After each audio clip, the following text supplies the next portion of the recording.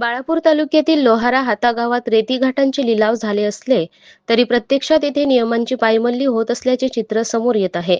नदीपात्रात जेसीबी मशीनचा वापर करून 10 ते 12 फुटांचे मोठे गड्डे तयार करत सर्रास रेती उत्खनन सुरू आहे. हे उत्खनन केवळ नियमबाह्यच नव्हे तर पर्यावरणासाठीही अत्यंत घातक ठरत आहे. नदीपात्राची नैसर्गिक रचना बदलली जात असून भूजल पातळीवर याचा थेट परिणाम होण्याची शक्यता आहे. स्थानिक नागरिकांनी याबाबत तीव्र चिंता व्यक्त केली असून भविष्यात या परिसरात पाणी टंचाईचे गंभीर संकट उभे राहू शकते, अशी भीती व्यक्त केली जात आहे. शेती, पिण्याचे पाणी आणि जनावरांच्या पाण्याचा प्रश्नही यामुळे निर्माण होऊ लागला आहे. नदीपात्रात खोलवर उत्खनन केल्यामुळे नदीकाठच्या जमिनी धोक्यात येण्याची शक्यता असून पूरस्थितीत मोठे नुकसान होण्याची भीतीही व्यक्त होत आहे. नियमानुसार मर्यादित आणि नियंत्रित पद्धतीने उत्खनन अपेक्षित असताना प्रत्यक्षात मात्र खुलेआम नियम डावलले जात असल्याचे आरोप स्थानिकांकडून होत आहेत. या संपूर्ण प्रकरणाची दखल घेऊन तहसीलदार तसेच संबंधित महसूल व पर्यावरण विभागाच्या अधिकाऱ्यांनी तात्काळ पाहणी करून कठोर कारवाई करावी अशी मागणी परिसरातील नागरिकांकडून करण्यात येत आहे. प्रशासन आता यावर काय भूमिका घेते याकडे सर्वांचे लक्ष लागले आहे. संपूर्ण बाळापूर तालुक्यामध्ये अवैध उत्खनन आणि वाहतूक याला आळा घालण्यासाठी भरारी पथक आणि बैठे पथक यांची नियुक्ती केलेली आहे.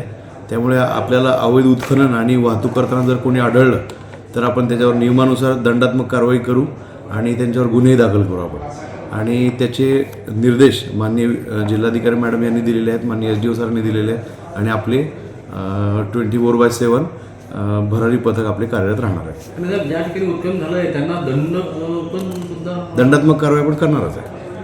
हाता येथील आम्ही येशेवर आहे आणि या ठिकाणी पूर्णा नदी आहे. या पूर्णा नदीच्या ठिकाणी हाता गावातून जे रेतीचं उत्खनन चालू आहे त्या उत्खननामध्ये त्यांनी नदीपात्रामध्ये एक बोट टाकून आणि JCB लावून ते उत्खनन चालू आहे. आणि ते उत्खनन पर्यावरण असेल, प्रदूषण असेल किंवा त्यानंतर या ठिकाणी NGT न्यायालय असेल, याच्या नियमाप्रमाणे चालू आहे काय याची वरिष्ठ अधिकाऱ्यांनी चौकशी करणे हे गरजेचं आहे. कारण या ठिकाणी हे जे उत्खनन आहे या अगोदरसुद्धा असंच बोटीने उत्खनन केलं असताना तर एक मोठी कारवाई या ठिकाणी झाली होती पूर्वी. आणि ते गावाचं नाव आहे नागत आणि सागत, ते पण पूर्णा नदीचं आहे. आणि या ठिकाणी आज रोजी जे उत्खनन चालू आहे या उत्खननाची वरिष्ठ अधिकाऱ्यांनी चौकशी करावी अशी या ठिकाणी गावकरी मागणी करीत आहे.